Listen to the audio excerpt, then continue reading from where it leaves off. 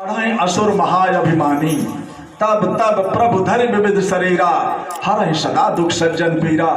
कहते हैं जब जब इस धरती पर धर्म की हानि होती है, अत्याचार दुराचार बढ़ता है, मानवता और नैतिकता का पतन होता है, तब तक वो महान शक्ति धरती पर अवतार लेती है। और जब वो महान शक्ति धरती पर अवतार लेती है तो उसका शरीर और नाम दोनों बदल जाता है। इसी बात को भगवान कृष्ण ने गीता में भी कहा। क्या कहा? यदा यदा ही धर्मस्य ग्लानिर्भवति भारत। हे अर्जुन, जब जब इस धरती पर धर्म की हानि होती है, अत्याचार दुराचार बढ़ता है, मानवता और नैतिकता का पतन होता है, तब तब मैं इस धरती पर आता हूँ। लेकिन प्रेमी भाइयों, शक्ति तो वही आती है, शरीर और नाम बदल जाता है। इसीलिए आप पहचानने में धोखा खा जाते हो। कैसे?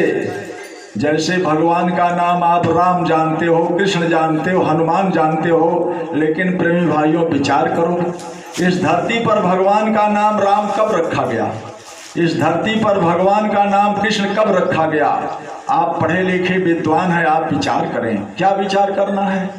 इस धरती पर 4 युग, सतयुग, त्रेता, द्वापर, कलयुग, ये 4 युग यानी रहट की तरह से चलता है। यानी एक जाता है तो दूसरा आता है। लेकिन सबसे पहले धरती पर सतयुग आता है। सतयुग जब धरती पर आया, पूरा सतयुग बीत गया, उस समय भगवान का नाम राम रखा ही नहीं गया, न तो कोई आदमी भगवान का नाम राम जानता था। प्रेमी भाइयों, बड़े ध्यान से आप विचार करो। पूरा सतयुग कोई 10-20 साल का नहीं होता है। सतयुग का उम्र है 17,28,000 साल, और पूरा सतयुग बीत गया, उस समय भगवान का नाम राम रखा ही नहीं गया, तो आप जानोगे कैसे? उसके बाद क्या हुआ? त्रेता युग आया। त्रेता के अंत में श्री राम का जन्म अयोध्या में हुआ, तब भगवान का नाम राम रखा गया। प्रेम भाइयों, बड़े ध्यान से समझो आप। जिस समय भगवान राम धरती पर आए, उन्होंने धर्म की स्थापना किया, दुष्टों का संहार किया, और उसी अयोध्या के सरजू नदी में डूब करके शरीर खत्म कर दिया। जब सरजू नदी में डूब करके भगवान राम भी खत्म हो गए, तो त्रेता भी खत्म हो गया। अब उसके बाद द्वापर युग आया। प्रेम भाइयों, फिर द्वापर में कंस और दुर्योधन का अत्याचार बढ़ गया, चारों तरफ अधर्म होने लगा। तो उसी द्वापर के अंत में श्री कृष्ण का जन्म मथुरा में हुआ। बड़े ध्यान से समझें आप प्रेमी भाइयों, उसी द्वापर के अंत में श्री कृष्ण का जन्म मथुरा में हुआ, और उस समय उसके पहले कोई भी भगवान का नाम कृष्ण नहीं जानता था। जब वो धरती पर द्वापर के अंत में धरती पर आए, तब उनका नाम कृष्ण रखा गया। उसके पहले तो कोई नहीं जानता था।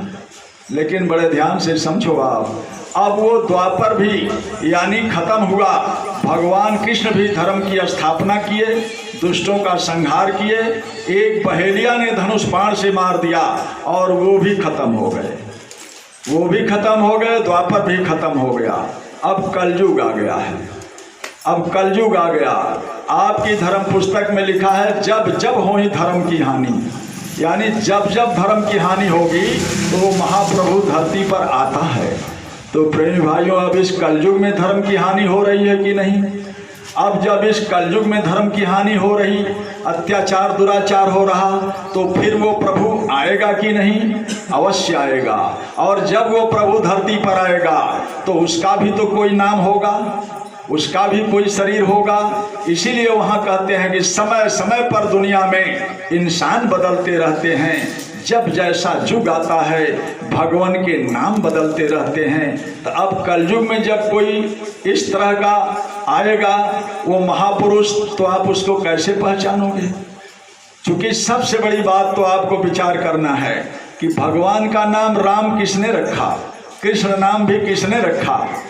आप पढ़े लिखे विद्वान हैं प्रेमियों, विचार करो। भगवान का नाम राम उनके माता पिता ने नहीं रखा था, उनके गुरु वशिष्ठ ने रखा था। कृष्ण नाम भी उनके माता पिता ने नहीं रखा था, उनके गुरु महर्षि गर्ग ने रखा था। क्योंकि आपके नाम रखने और महात्मा के नाम रखने में अंतर होता है। भाई आप भी अपने लड़के का नाम राम, हनुमान और कृष्ण रखते हो, तो आपके नाम रखने से आपका लड़का राम और कृष्ण जैसा हो जाता है? नहीं होता है। महात्मा जिस नाम को रखते हैं उसमें शक्ति, उसमें पावर, उसमें ज्ञान भर देते हैं, और उस नाम से जब सभी जीवों का लाभ होता है, जब सभी जीवों का कल्याण होता है, तब लोग उसे भगवान मानते हैं। धोखा किस बात का है?